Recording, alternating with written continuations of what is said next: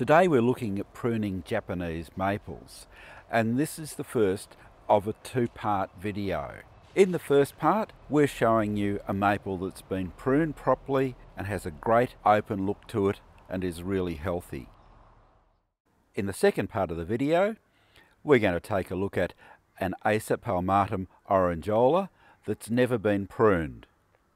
And we'll come back to that one in winter when it loses its leaves.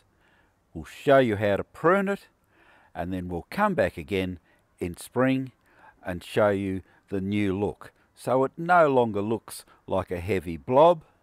It looks open and light and airy. It'll be healthy. You'll be able to grow plants underneath it, and this will be a much better looking plant. Japanese maples are easy to prune if you follow a few basic steps. They're pruned to produce a better shape, to remove dead wood and to open the canopy, which prevents disease problems. Craig Wilson from Gentiana Nursery is going to talk us through the procedure that he uses for pruning Japanese maples. I tend to prune the trees from underneath rather than the upward shoot, so you can see the scar here, which was a piece which would have come down here, so that you get this sort of movement in your branches.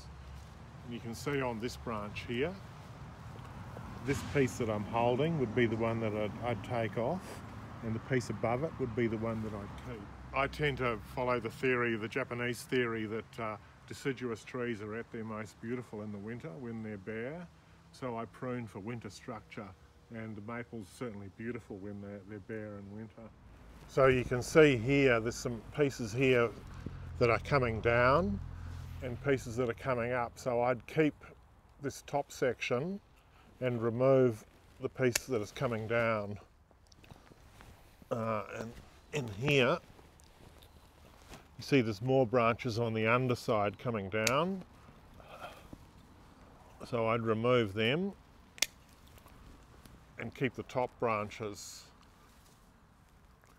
By doing regular pruning and keeping the canopy a little more open, then you tend to discourage the dead wood inside the canopy, which is so prevalent in a lot of Japanese maples. So that's the end of our first part on pruning Japanese maples. Come back and see us when we've completed the second part on the Acer palmatum orangeola. Subscribe to the YouTube channel for regular updates on all aspects of gardening.